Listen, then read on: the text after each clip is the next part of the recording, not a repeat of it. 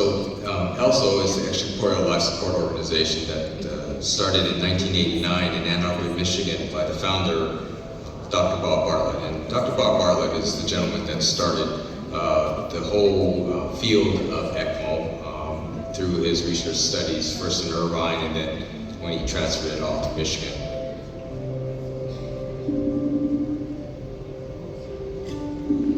About 1989, there were several hundred neonatal cases, all with good results. So we gathered together all the people that were doing neonatal and pediatric ECMO at the University of Michigan and shared our experience and published the experience of those people, about 700 cases.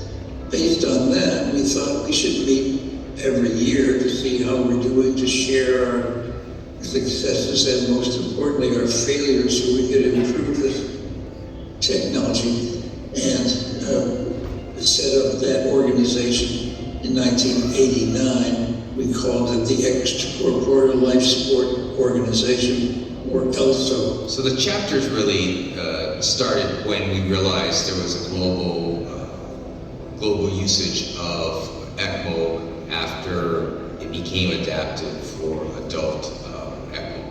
And it was at that time that Dr. Bartlett really felt that we needed to organize the global community and have ELSO assist when we could with research and guidelines and education, but also to collect data from these sites. His dream to create these chapters became reality when Dr. Steve Conrad, who was the president of ELSO at that time, and everybody knows Peter Reiches, of course, got on a plane and went to multiple continents to talk to people to help them organize these chapters.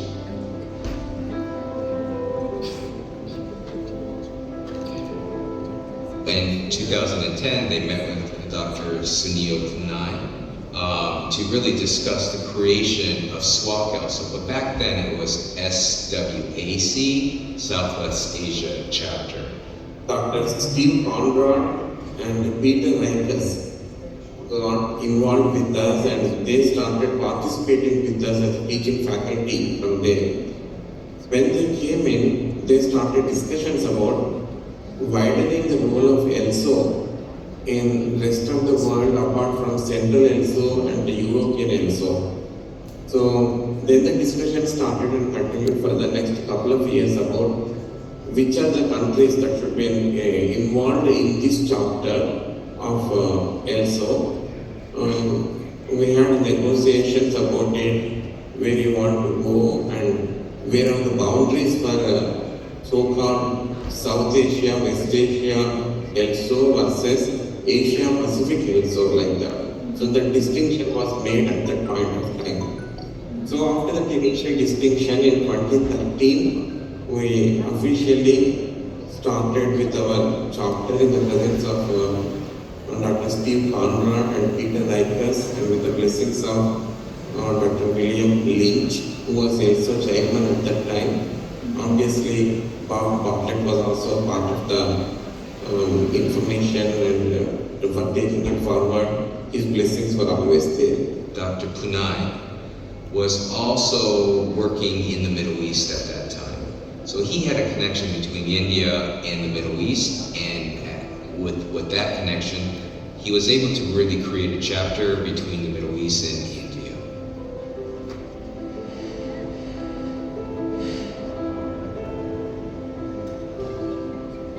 SWAAC then became SWAAC when in South Africa they developed an ELSO center and it became Southwest Asia Africa chapter, and that's how SWAAC ELSO developed.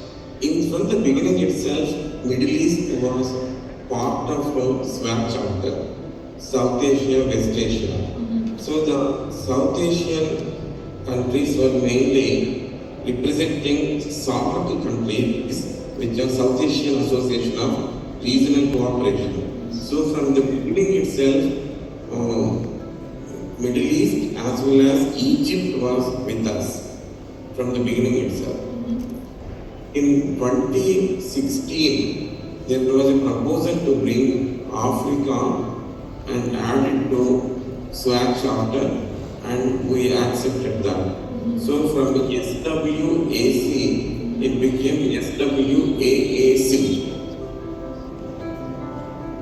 رحت كورس في قطر، كان أول كورس في قطر يسوونه حق دورات الأكمو، وبديت أتعلم بعض الأشياء اللي كانت خافية علي أنا من ناحية المانجمنت، إدارة هذه التقنية في علاج المرضى.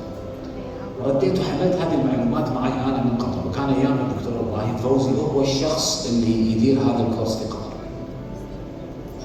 Went to London, I met Professor Nick Barrett, and my first interaction with him was for 10 seconds. He's like, Ibrahim, we had not within 6 months, we had a fully integrated service. Then my first contact with the SWAAC with Dr. Sunil, who is the president, one of really the founder of the SWAAC ELSO. And Sunil was like, well, there's no ECMO in Qatar. And he was actually right, based on his information 6 months ago. We did not have that ECMO program. He has to come to Qatar, and we had the privilege to meet him, and he come to a helicopter, a transport team. He was amazed, like, wow, this is great, this is what you guys have achieved. It's great.